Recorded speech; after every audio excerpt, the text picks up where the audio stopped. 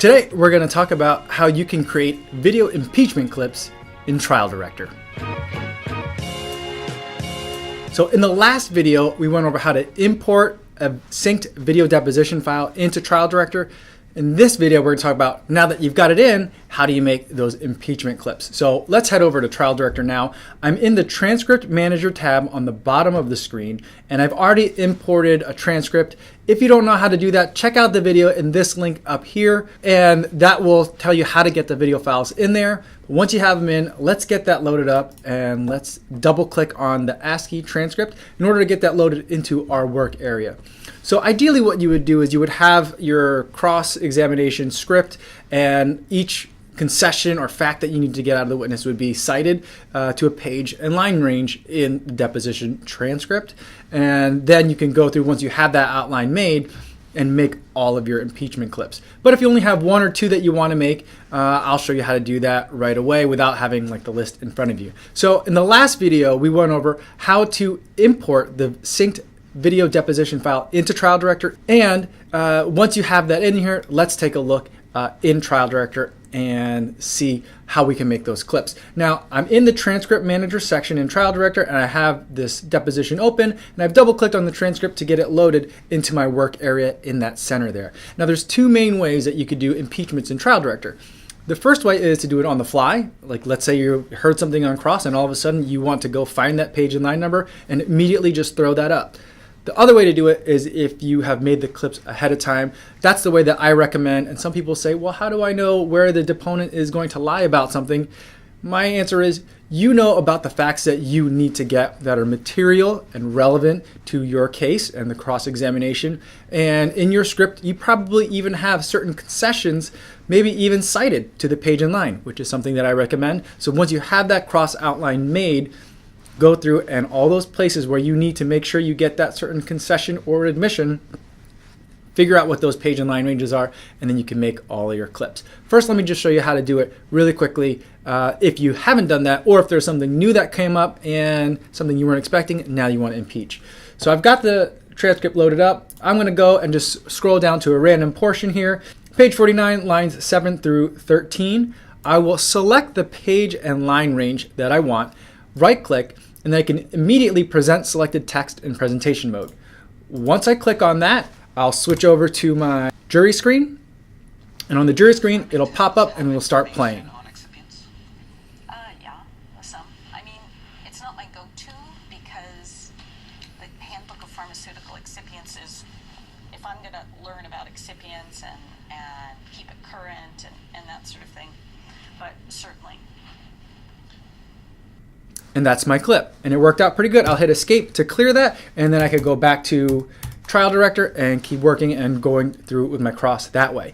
And that worked out pretty good. But sometimes you're going to want to have those clips made ahead of time, and it'll increase your speed in terms of how fast you can pull up those clips. Because, for example, this particular transcript is relatively long. It's about 316 pages, so I'd say about an average length. And let's say you want to go to now page 105 or 200 or 17.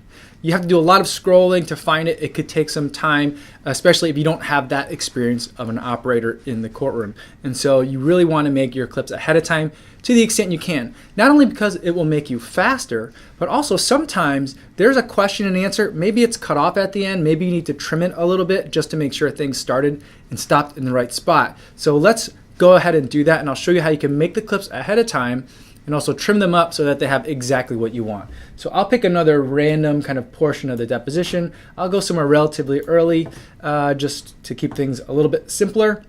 So I'll pick page 52, lines 7 through 13, and instead of right-clicking and presenting the selected text in presentation mode, I'm going to create the new clip from selected text. So now I've had that done, and if I move this over a little bit, I can take a look at what I've made. And so what I've made here is a clip, and it kind of gives it some automatically generated information based on the page and line range, and it gives me some basic descriptor text of what's in there.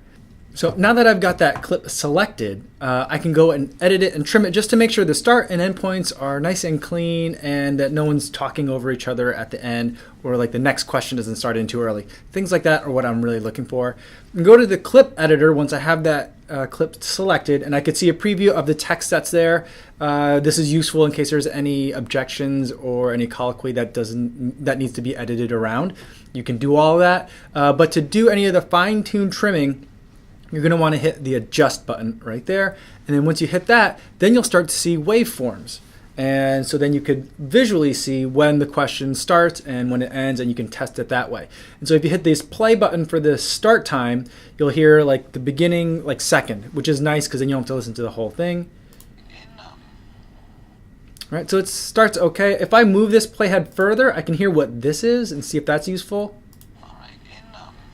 So he says, all right, and I don't need to have that in my question. And so I'm going to move that playhead further. So I could either click directly on any of the spaces that I want to, or if I want to do it very fine-tuned way, I can right-click or left-click on any of these digits and alter where the exact start and end points are. So if I right-click on this 0.8, it goes up until I get to just the right spot. And then if I left-click on the 0.5 here, I can move it by hundredths of a second earlier, so I give myself a little bit more time before the question starts. I always feel like it works out a little bit better if you could let it ramp up a little bit. I hit save to remember that start location, and now let's listen to the end location.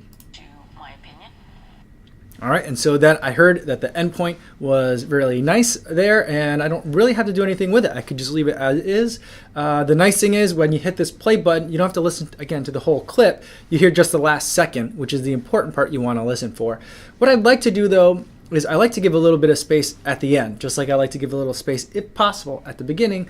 I like to give a little space at the end too, so I'm going to move this playhead further down, and I'll use the right click and left click buttons again. Oh, it's too much, and I'll do tenths of a second. And I'll leave it right there and hit save and then play. My opinion. All right, so that works pretty good there, and I think I'm going to leave it there, hit save, and now that clip is ready. Now the other thing that I can do in terms of working with this clip is I can either change what's in this description. And so if this is an impeachment clip, that maybe this just copied the pasted the text from the beginning of the impeachment clip. Maybe that's useful enough, or maybe I want to say key, like let's say I want to say it's like a key, let's select all this stuff here, and key or standard of care admission. Right? Maybe that's what it is. I can leave it that way. And I can even change some of the clip properties like in this identifier here. So I can call it something else if I want to change some of these numbers. Maybe there's too many digits here and I want to eliminate some of those. And I'll hit update. And now that information's been updated on this left-hand side here, so now as I'm looking through my list of impeachment clips, I can kind of sort and preview and listen for which ones I really, really want. So as I'm going through and maybe I have multiple of the same admission, I can listen to all of those and pick for my cross which one sounds the best. If you're lucky enough to have multiple of the same kind of admission in your deposition transcript. You don't always have that. So that's something else I can do. Then when I go to my case library, and I open up this transcripts area and twirl down this deposition, I can see in here that I have that number label here, and it shows me the page and line range, and it has that description that I added to it, so it gives me that heads up as well. And what's nice is these digits that I've added here, or whatever clip identifier I've given it, that is a unique clip ID that I can use to blind type right into Trial Director, into the presentation preview window, and that makes things a lot easier. That way you don't have to worry about dragging and dropping. You can just type in the code, hit enter, and then your video impeachment will go up. Let me show you really quick what that looks like. So that's called 5207, enter, and the clip will come right up. In